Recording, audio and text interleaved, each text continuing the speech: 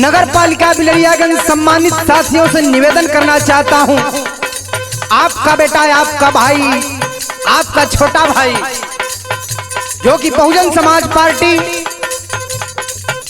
माननीय बहन जी के आस्था और नीतियों पर विश्वास रखने वाले चेयरमैन पद के प्रत्याशी, बिलरियागंज नगर पालिका के प्रत्याशी, चेयरमैन पद के प्रत्याशी आदरणीय दिनेश कुमार भारती जी आज जन जन लोगन से एगो आवाज देथुन। आवाज का है दिनेश कुमार भारती अइला रौरी दुआरिया, फेरा नजरिया ये भैया, फेरा नजरिया रे भैया, फेरा नजरिया रे भैया।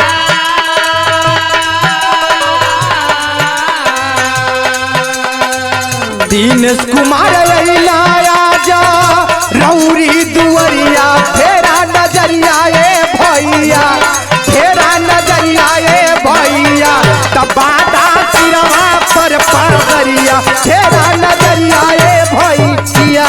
बांधा सिरवा पर पगरिया, फेरा नजरिया रे भैया, बांधा सिरवा पर पगरिया, फेरा नजरिया रे भैया।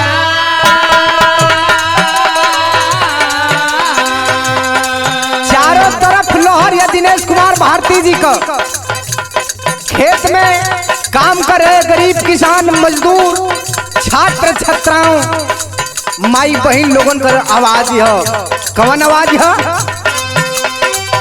चेयरमैन पद के लायक अच्छा उम्मीदवार हो, चेयरमैन पद के अच्छा लायक उम्मीदवार हो, चेयरमैन पद के अच्छा लायक उम्मीदवार हो।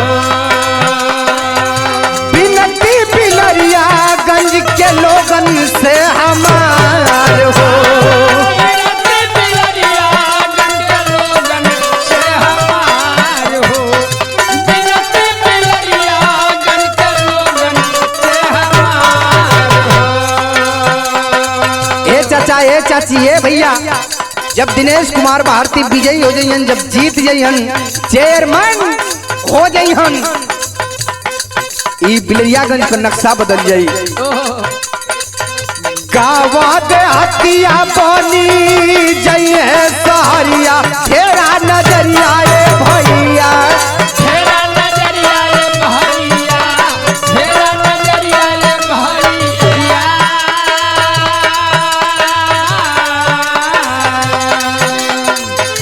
गावा देहातिया बनी जइए सहरिया, फेरा नजरिया ए भैया, फेरा नजरिया ए भैया, तबादा सिरवा पर पगरिया, फेरा नजरिया ए भैया।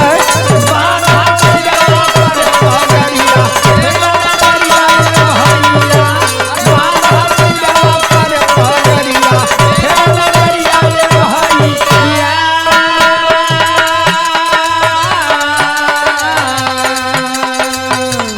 गरीबों की बड़ा सहायता करते हैं, गरीब बिटिया का ब्याह होला तो बड़ा सहयोग करना दिनेश कुमार भारती जी हो, चाहे कोई अस्पताल में हो, हर तरह से लोगों का सहायता करना दिनेश कुमार भारती जी हो।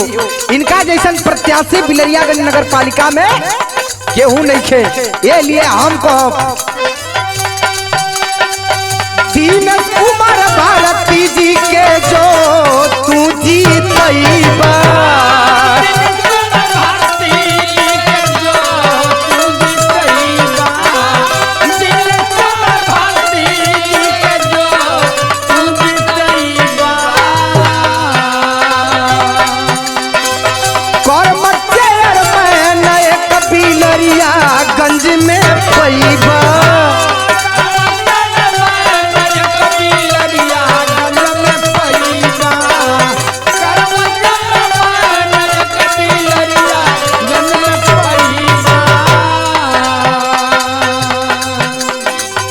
चाचा चाची सबही से ये हाथ जोड़िया, फेरा नजरिया ए भैया, फेरा नजरिया रे भैया, फेरा नजरिया रे भैया।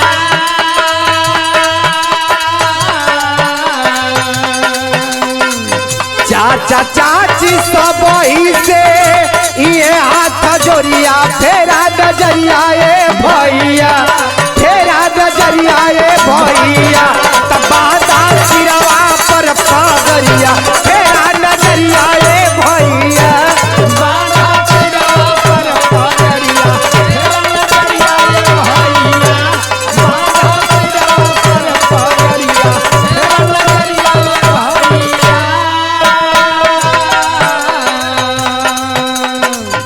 बहुजन महापुरुषों के विचारधारा पर चलने का काम करते हैं आदरणीय दिनेश कुमार भारती जी। हमने पहले ही बताया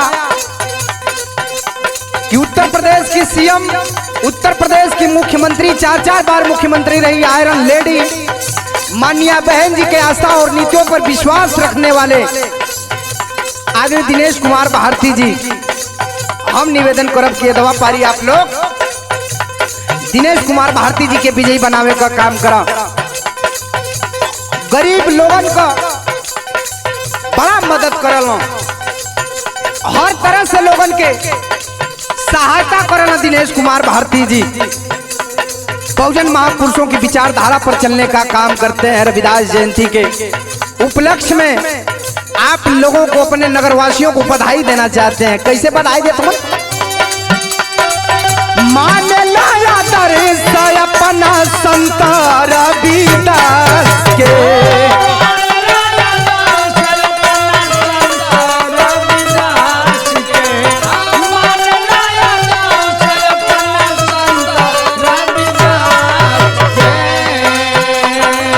नगर हो बिलरिया गंज के पूरा परिहास के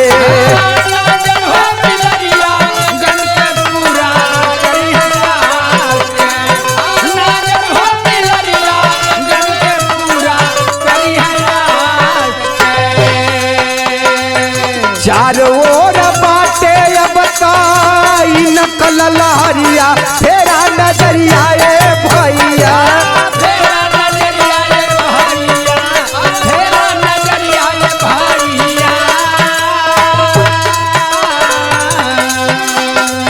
चारों ओर नहीं का बाटे लहरिया फेरा नजरिया ए भैया फेरा नजरिया ए भैया बाधा सिरवा पर पागरिया फेरा नजरिया ए भैया बाधा सिरवा पर पगरिया फेरा नजरिया ए भैया बाधा सिरवा पर पगरिया फेरा नजरिया ए भैया बाधा सिरवा पर पगरिया फेरा नजरिया बाधा सिरवा पर पगरिया फेरा नजरिया ए भैया। बहुजन समाज